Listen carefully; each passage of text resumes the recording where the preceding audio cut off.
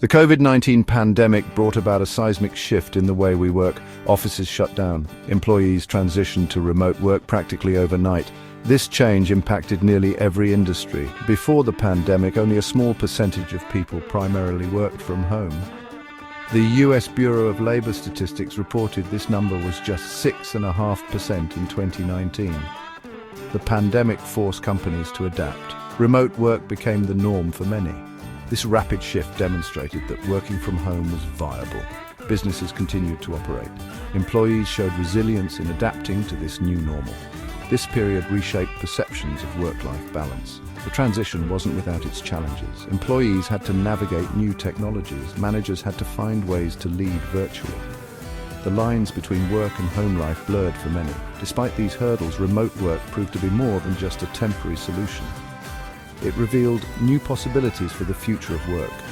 The pandemic's impact on work arrangements was undeniable. It forced both employers and employees to reconsider traditional office-centric models. As the world began to emerge from the pandemic, the question remained: what would the future hold for remote work? Would it become a permanent fixture, or would the office beckon employees back? As the pandemic's grip loosened, a fascinating trend emerged. While many anticipated a mass return to the office, it didn't quite happen that way. Office occupancy did increase, but remained significantly lower than pre-pandemic levels. Axios reported that in early 2025, in-person work doubled compared to 2023. However, it still hovered around 50% in major US cities. This data suggests a new reality is taking shape, a hybrid model. The traditional 5-day office week is no longer the only option for many. Companies are adopting flexible arrangements. Some are embracing fully remote setups. Others are implementing hybrid models, allowing employees to split their time between home and the office. This shift is particularly evident in industries that were already conducive to remote work. The Bureau of Labor Statistics reported significant increases in remote work from 2019 to 2021 in fields like computer systems design, information technology, and financial services. These industries have proven that productivity can remain high even with a distributed workforce. While the future of work remains a topic of debate, one thing is clear: the pandemic has irrevocably altered the landscape.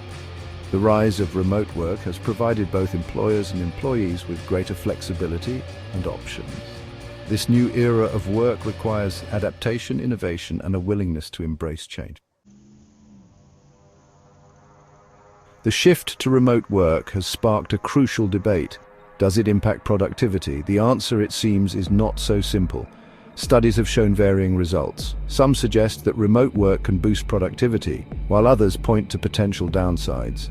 The Bureau of Labor Statistics found a positive correlation between remote work and total factor productivity growth from 2019 to 2022.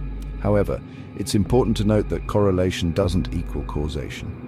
Other factors likely contributed to this growth, and more research is needed to fully understand the relationship between remote work and productivity.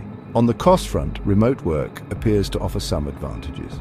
Companies can save on office space, utilities, and other overhead expenses. Employees can potentially save on commuting costs and other work-related expenses. However, these savings need to be weighed against potential costs associated with setting up home offices and maintaining work-life balance. The debate over the productivity and cost implications of remote work is ongoing. As we gather more data and observe long-term trends, we'll gain a clearer understanding of its true impact.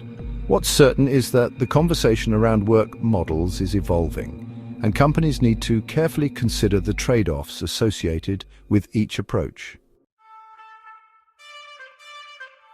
The future of work is not about choosing one model over another. It's about finding a balance that works for both employers and employees. The rise of remote work has provided valuable insights. Flexibility, autonomy, and work-life integration are increasingly important to employees. Companies are recognizing this shift.